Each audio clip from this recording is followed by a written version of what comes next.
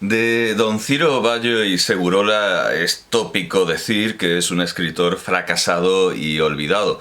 Al igual que los marcos son incomparables, el tiempo tiene inclemencias, en tiempo de Franco la sequía era pertinaz y en el de Juan Carlos I el rey era campechano.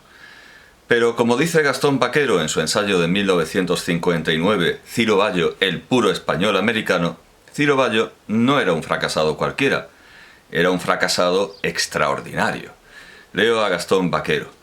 Ciro Bayo es un escritor de regreso. Hasta los 40 años se mueve por los sitios más apartados, tiene los oficios más contradictorios, jinetea por caminos inhóspitos y convive personalmente con formas de humanidad que son el circo más colorido y alucinante que quepa imaginar. Toma apuntes, aprisiona recuerdos, archiva sensaciones, todo va cayendo año tras año al fondo de un baúl, a lo hondo del barril, y allí comienza a fermentar. Cuando vuelve a Madrid parece un hombre fracasado cualquiera, con excentricidad por debajo de las habituales en tipos que, fuera del melenaje y la pose, estaban huecos. Ciro comienza a ser don Ciro, tipo raro que es una de las contraseñas seguras del talento creador. Bueno, no diría yo que sean tan seguras estas contraseñas. Reconcentrado, solitario, hablando de tarde en tarde de cosas que la gente no quería creer, comienza pausadamente a mirar hacia atrás, a reconquistar la vida perdida, a contar lo que ha vivido, como lo vivió efectivamente, como le hubiera gustado vivirlo. Fermenta en silencio mientras la madurez de la vida lo va madurando, como un buen vino. Desde el punto de vista de la gloria literaria, digo yo, desde luego, no lo dice Baquero, desde luego fracasar no es ser pobre no es fracasar, ni siquiera vivir una a una las bienaventuranzas, incluyendo la de ser presos. Cervantes lo fue, y también pobre. Baste recordar el soneto de Lope de Vega a Camoens, el soneto que Lope de Vega dedicó al poeta Camoens. En esto de pedir, los ricos, Fabio, saben muy bien las enes y las oes, porque por más que la grandeza loes, no topa con su altura mi astrolabio. Con ser divino, que llegar al labio no tuvo el fénix portugués Camoes, y envuelve en su cadáver en aloes, después de muerto contra tanto agravio. Con 2 laureles fue tan importuna de espada y pluma su contraria suerte, que no le dio favor persona alguna. Decid, si algún filósofo lo advierte, qué desatinos son de fortuna, hambre en vida y mármol en la muerte. Ciro Bayo fue, sin duda, pobre como Cervantes, y pobre como Camoens. Pobre como Cervantes y en la historia de la imitación por Bayo de este último, de Cervantes, con que las ediciones 98 presentan las bodas de Quiteria, encontramos una buena señal de indigencia a la que llegó en la vejez. Leo esta introducción a la imitación de Cervantes, a la imitación de este pobre escritor. Bueno, de este escritor pobre. Es como lo de políticos presos o presos políticos. Las bodas de Quiteria es una obra teatral inédita escrita por Ciro Bayo en 1903, que ahora rescata ediciones 98. Jesús Blázquez ha localizado el manuscrito de las bodas tras 15 años de detectivesca búsqueda, tal y como se narra en la introducción.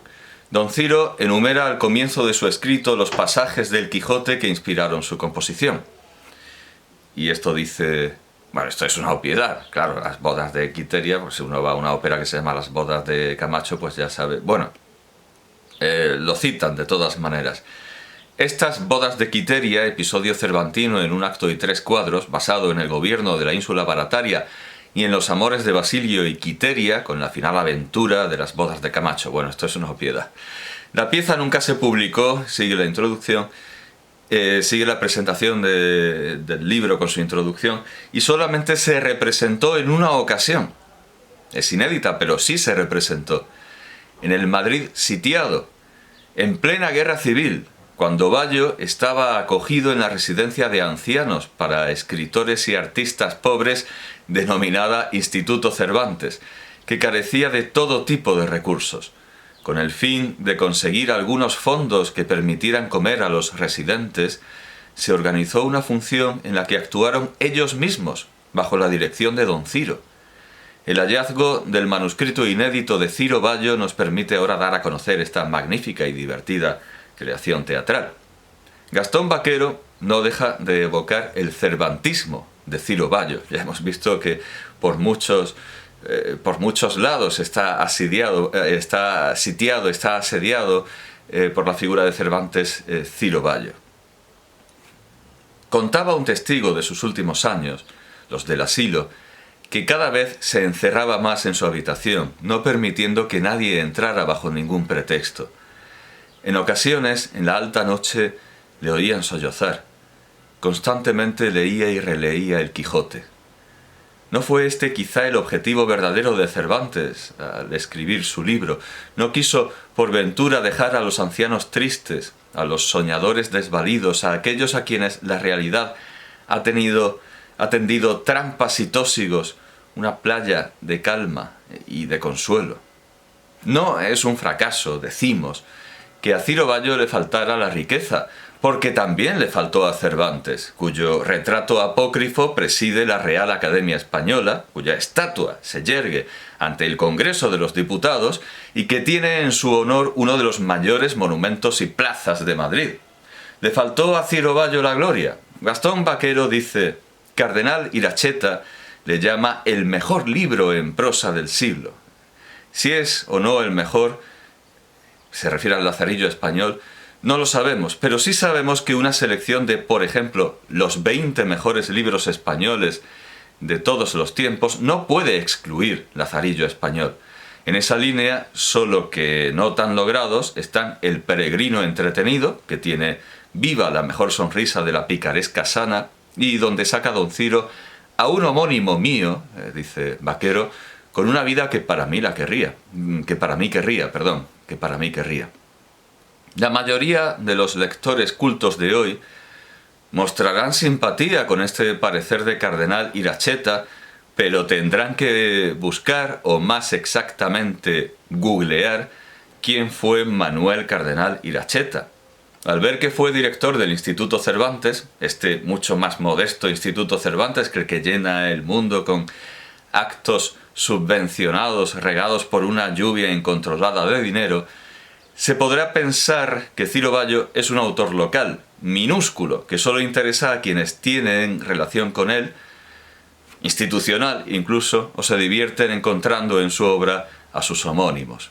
Pero la admiración por Bayo no viene en absoluto de hombres oscuros, sino de hombres que tienen monumentos en Madrid. Es quizá lo único que le falta a Bayo para negar su fracaso aparente, como dice Vaquero, el mármol o el bronce en la muerte, y cuya obra memorizan los escolares, estos autores que admiran a Bayo, o al menos memorizan sus títulos, sus esquemas argumentales y sus características formales, aunque esto último no lo entenderían ni los propios autores. Si la mayor forma de admiración es el plagio o la copia, habría que empezar por don Ramón María del Valle Inclán. En su discurso de recepción ante la Real Academia Española en 1967, titulado Asedio a luces de Bohemia, Alonso Zamora Vicente cuenta a Ciro Bayo entre los autores de los que Valle Inclán aprovecha elementos para, dice Zamora Vicente, para reelaborarlos con aguda maestría. Pero no solo aprovechó su obra, sino su persona, convirtiéndolo, como también expone Zamora Vicente, en don Peregrino Gay. Leo a Zamora Vicente. Leo el discurso que leyó. Quedan en el nombre aún las resonancias de sus peregrinaciones por tierras y pueblos de un lado y otro del Atlántico, del hombre que, y estos son palabras citadas, ha escrito la crónica de su vida andariega en un rancio y animado castellano. La prosa de Lazarillo español, sigue diciendo Zamora Vicente, y de El peregrino entretenido se asoma tras el doblez de la página. ¿Cómo no se iba a reconocer este personaje entre gentes que, como Azorín, habían escrito con calificativos análogos a los de Luces sobre la obra de Ciro Bayo? Ahí están, en efecto, sigo yo, los comentarios que... Este es el título de la obra, de la obra, que es un comentario. Un comentario es un libro, mientras que un comento es parte de un libro.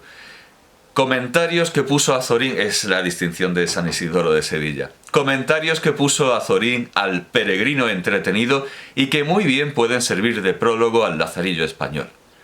Unamuno sintió una enorme curiosidad por Ciro Bayo. Tenemos las cartas de Ciro Bayo a Unamuno, editadas por José Antonio Ereño Altuna, que las subtitula justificadamente como un diálogo difícil. Una de las primeras cosas que pregunta Unamuno a sus amistades es: ¿este Ciro Bayo es americano o es español que ha estado en América? Y no solo Valle Inclán, sino los hermanos Baroja, que lo acompañaron en el viaje que dio origen al peregrino entretenido, convirtieron a don Ciro en personaje. Don Pío en La dama errante y naturalmente en sus memorias, desde la última vuelta del camino. También, según hace ver la presentación de Las bodas de Quiteria de Ediciones 98, en Locuras de Carnaval, transmutado en el licenciado Latorre. Bueno, aquí tengo las obras de Baroja, no las voy a sacar. Ahí está como personaje y, bueno, incluso como persona en las memorias, Ciro Bayo.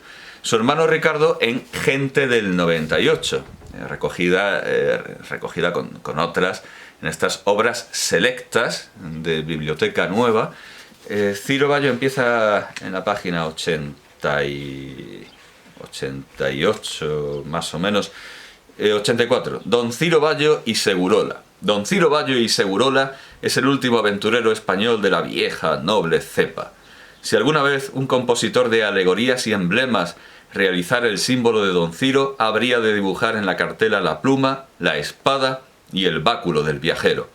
Él nos ha contado sus andanzas juveniles en la guerra carlista, la toma de Cantavieja, las penalidades que sufrió cuando, hecho prisionero, le pusieron bajo el despótico mando de un sargento liberal que, dirigiéndose a don Ciro y a sus compañeros de cautiverio, gritó: «Carcas, hasta ahora habéis obedecido a ese de Carlos Chapa, pues desde hoy obedeceréis a este», y les mostraba una estaca del fresno más nudoso. Bueno, es un capítulo bastante largo y enjundioso que los biógrafos, los escasos biógrafos de Ciro Bayo, no dudan en transcribir de manera casi completa, casi íntegra. Así que mejor que lo dejemos aquí y lo reservemos para la presentación de Ricardo Baroja, porque si no acabaríamos leyendo no solo el capítulo dedicado a don Ciro, sino el libro entero. Termina la presentación de Las bodas de Quiteria con el tópico necesario, la presentación de esta edición de Ediciones 98. Tras la muerte de Ciro Bayo, dice la presentación, su figura cayó en un injusto olvido. Pero luego añade: no obstante, siempre ha tenido admiradores que reivindican su obra e incluso la imitan. Algunos la imitan pero no la reivindican, que es lo que se puede leer entre líneas. Así, por ejemplo, Camilo José Cela, en Viaje a la Alcarria, toma como modelo Lazarillo español. Y yo me pregunto, ¿qué olvido es ese? Si todos los autores que son o han sido lectura obligatoria en bachillerato están untados como bruja con la prosa de Ciro Bayo. Gastón Segura, en un artículo en Todo Literatura, República Ibérica de las Letras, titulado Un grato ejercicio de gabinete, e ilustrado con un retrato de Ciro Bayo por Pablo Álvarez y con una fotografía de la entrevista que le hizo Luisa Carnés en el jardín del Instituto Cervantes, que se incluye en la edición de José Esteban de El peregrino entretenido, la nueva edición de José Esteban, añade un ilustre nombre a estos admiradores que imitan su obra.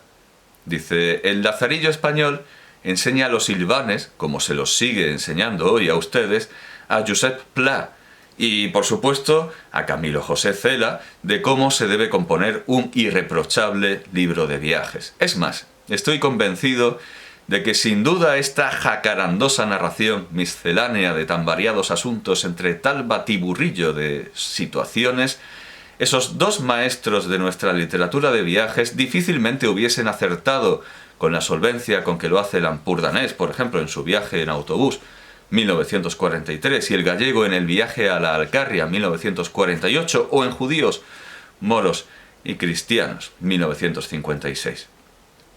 El olvido, sigo yo, en que se tiene a Ciro Vallo, parece tener que ver exclusivamente, por tanto, con el mobiliario urbano y con los libros de texto, cuando se trata la generación del 98.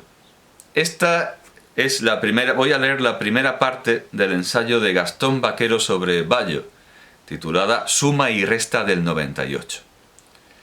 Dejado fuera de la nómina del 98, ese invento que un día de estos va a deshacerse, gracias a Dios, vivió y sigue viviendo Ciro Vallo. Ahora tiene 20 años de zancajear por la pampa de la muerte, pero todo sigue para él tan malo o quizá tan bueno como en los 80 que en total peregrinó por este lado de la vida. Sumándole años de vivo a los de muerto, le correspondían en este 1959 las fiestas aparatosas del centenario con juegos florales, concursos, ediciones críticas de libros olvidados y discursos memorables por el plácido sueño que provocaron. Pero, ¿quién va a luchar cuando la mala suerte se empeña, por pedantería, en ser llamada latinistamente fatum? Esto de que en vida no se coseche ni el diezmo de lo merecido puede pasar y hasta es beneficioso, porque nada mata más pronto que la gloria reconocida. Pero que eche a andar el almanaque de la muerte y tampoco lluevan sobre los huesos los recuerdos y las justicias es llevar demasiado lejos el castigo a la fantasía. Ciro Vallo es de lo bueno del 98. Cuando sean hechos los balances de balances a esa tribu de contrapuestos, se verá que de lo mejor de los mejores de ellos fue rasgar la afectación, demoler los castillones de cartón piedra, desinflar las estrofas. Descubrieron que España existía por encima y por debajo de los territorios perdidos. Recorrieron los caminos de España y del encuentro con la verdad nació un estilo verdadero. Se hizo menos literatura, pero como se vivió más, se escribió mejor. Un afán de sinceridad, un hambre de conocimiento, no nos engañen más, no nos sigan mintiendo, conquistó a las gentes nacidas para la expresión mediante letras en uno de esos momentos históricos que deben saber a purgante violento a los jóvenes obligados a vivirlos. Ahora no lo vemos, pero la sorpresa tuvo que ser enorme. El estilo de Azorín debió parecer a los lectores habituales de novelas españolas lo que pareció la música de Debussy a los idólatras de Wagner. Y el paso más allá, el antiestilo adrede de Baroja, debió sonar como el chirrido de Éric Satie. En el intermedio, viniendo hacia el siglo XX, pero sin reñir demasiado con el XIX, aquellas prosas bruñidas, aquellos estilos hechos a lo Valle, a lo Miró. Y luego, aparte, a la inversa, Unamuno, a quien se le deba. Sí, saludamos al conductor. Unamuno, a quien se le daba el estilo cuando no se empeñaba en escribir literariamente. Hay paginillas horribles de prosa rimada. Sino que confesándose y lloando de lo lindo a marchas forzadas, escribía una prosa peleadora y de desafío, como de quien, siendo en el fondo soldado, se ha quedado sin guerras. No tengo ni idea de qué es esto de lloar. Pensaba saltármelo precisamente para no meterme en estas. En la Real Academia no hay ninguna palabra que empiece por yoa. Imagino que es de yo y será uno de esos neologismos espantosos de Unamuno. Porque parece, sigue Baquero, esto es un sonido más acorde con la dignidad del momento, estas campanas de las monjas. Porque parece, dice, esto me pasa por abrir la ventana hoy entre el viento, al final va a salir volando algo. Porque parece que lo primero para un estilo es no pensar en el estilo. Escribir, lo que se llama escribir, que es componer, redactar, articular, tiene que hacerse de manera que no se vea cómo ha nacido y menos cómo se ha mantenido a flote sobre la página. Lo malo del estilo de Ortega, y esto no es lo peor que dice Vaquero de Ortega, lo malo del estilo de Ortega es que a veces se le ve lo bonito. Lo bello en el de Baroja es su desenfadada aceptación de lo feo, de lo brusco, de lo aquí estoy. Como neologismo también, todo junto, aquí estoy. El 98 quiso tirarse a fondo en lo español y redescubrió una lengua clásica, o sea, la que sirve para clasificar el mundo tal y como se nos presenta, como nos pertenece. Esta nueva lengua clásica no podía ser la del imperio, sino la de la soledad, la desnudez, la verdad sin tapujos. Mueran los adornos, pareció ser la consigna secreta, porque era la secreta necesidad de España. Por esto solo quedarán como 98 genuino unos pocos. Saldrán de la nómina algunos que llevan demasiado tiempo en ella y están de más. Y entrarán otros que quedaron fuera, pero a quienes se echa de menos. El primero de estos a sumarse es Ciro Bayo.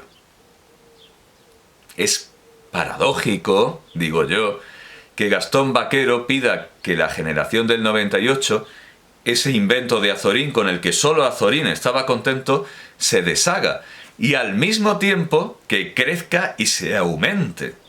El problema son, precisamente, las dimensiones del canon literario.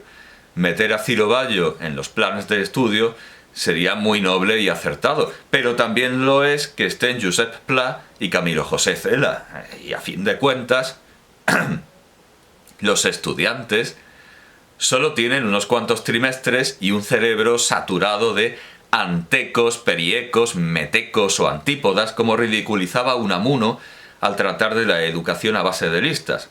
O de listas de cosas mucho peores, como las ya mencionadas listas de características formales, porque los antípodas existen y las características narrativas no.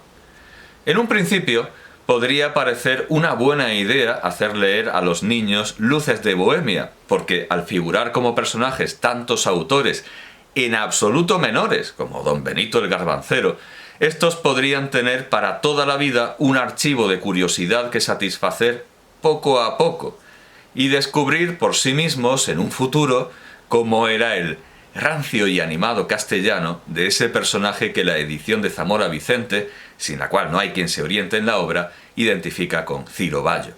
Pero de buenas intenciones está empedrada la senda del infierno. Meter en una modesta y exigua aula con las ventanas cerradas y aun las persianas, como hacían muchos de nuestros profesores, para que el lujuriante espectáculo de la naturaleza no nos distrajera, la sabiduría que emanaba de la boca de aquellos maestros y profesores, encerrar en una clase, ya lo digo incluso con las persianas echadas, con las persianas cerradas, toda la pirotecnia léxica, metafórica e histórica de Valle Inclán, dejará más heridos y traumas que futuros lectores. Y además, el pensamiento de que estos escritores no serían tan buenos si los estudiamos como personajes, sino como autores. A todo esto hay que añadir la extraña mala suerte de los autores españoles que fueron admirados por los escritores canónicos del 98.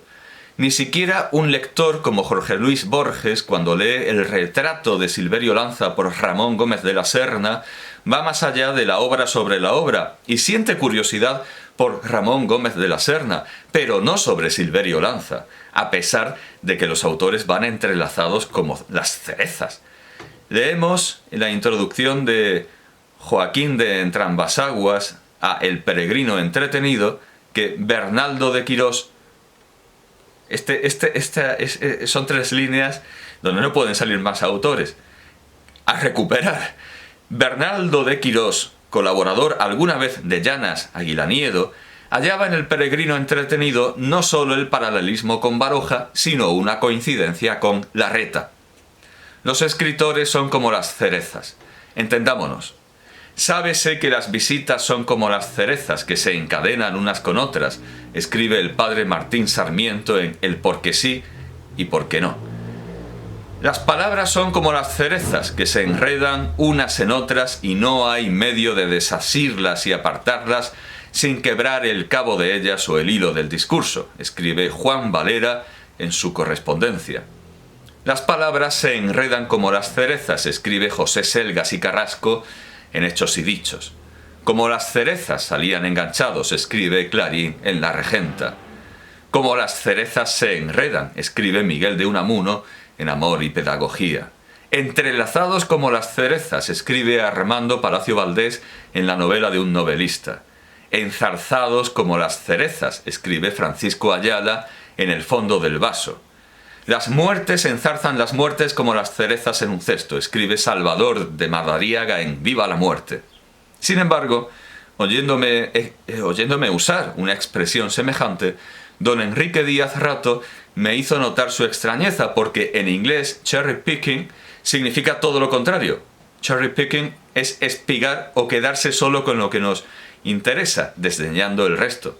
Es obvio que contra su naturaleza curiosa, Jorge Luis Borges se dejó llevar por el ascendiente británico y tomó solo a Ramón Gómez de la Serna sin que se le entrelazara Ciro Bayo. Perdón, Silverio Lanza. Bueno, pero ni Silverio Lanza, ni Ciro Bayo, ni nadie. Se queda solo con una obra que lo acompaña toda su vida y lo lleva a su biblioteca personal de Ramón Gómez de la Serna. Pero la falta de monumentos o el programa educativo no son el problema, ni siquiera los ingleses. El mayor problema, el verdadero problema hasta hace muy poco, era que si el estudiante picaba el anzuelo y quería leer a Alejandro Saba o a Silverio Lanza o a Ciro Bayo, bueno, en realidad Silverio Lanza no sale, bueno, a Alejandro Saba o a Ciro Bayo, porque salen en Luces de Bohemia, no iba a poder encontrar dónde hacerlo. Esos libros no existían y solo podría toparse con artículos enciclopédicos que, en el caso de Ciro Bayo, además mentían. Cuando hablo de este alumno, hablo de mí, efectivamente, que nos dicen, sí, el protagonista de Luces de Bohemia está inspirado en Alejandro Saba, y dije yo, hombre, pues vamos a leer la obra de Alejandro Saba. No estaba por ninguna parte. Ni en la biblioteca del centro, ni en la biblioteca pública, ni en las librerías, que solo había una, por ninguna parte. Lo más que pude hacer fue consultar el diccionario enciclopédico Labor, que me dijo que sí, que efectivamente ese escritor existía, pero su obra no estaba por ninguna parte. Y además estos artículos enciclopédicos, en el caso de Ciro Bayo, mentían. No creo que lo hiciera el del diccionario Labor, pero el Espasacalpe sí. Lo cuenta Pío Baroja en Desde la última vuelta del camino. Hace algún tiempo, dice, en un periódico de Madrid venía un artículo sobre don Ciro Bayo, con un retrato suyo que no se parecía nada a este viejo amigo mío. La razón de la desemejanza era fácil de comprender para el que sepa lo que ocurrió con su retrato. La única fotografía, y además falsa, de nuestro amigo Bayo había aparecido en la enciclopedia Espasa. Los redactores de esta habían pedido tiempo antes a don Ciro un retrato para ponerlo al frente de un artículo biográfico que iban a publicar sobre él. Y don Ciro tuvo la humorada de, en vez de mandar una fotografía suya, enviarla de su padre. ¿Por qué lo hizo? No lo sé. No sé si fue desdén por la publicidad o gusto por la mistificación. En don Ciro había siempre complejos raros y mal explicados. Gastón Vaquero se extrañaba porque no se conmemorara a Ciro Bayo con juegos florales, concursos, ediciones críticas de libros olvidados y discursos memorables por el plácido sueño que provocaron, sabiendo perfectamente que en toda esta panoplia y florilegio solo hay una cosa útil. Juegos florales y concursos no nos hacen ninguna falta, y si doy este discurso es solo por haberlo pedido don Enrique Díaz Rato, entusiasta lector de don Ciro. Espero que no provoque el sueño, aunque mejor si el que trae es plácido. No sería indicio de nada, porque también a San Pablo se le durmió un joven oyente que, sin tener donde apoyarse, se cayó por una ventana. Espero que quien me escuche sí que tenga algo a sus espaldas. Lo único que necesitamos son esas ediciones críticas de libros olvidados, que ya se están haciendo, dejando por lo tanto lo de olvidados en humorada o reclamo comercial. Ya se pueden comprar libros de Ciro Bayo fuera de las librerías de viejo, aunque precisamente por eso mi cartera se resiste.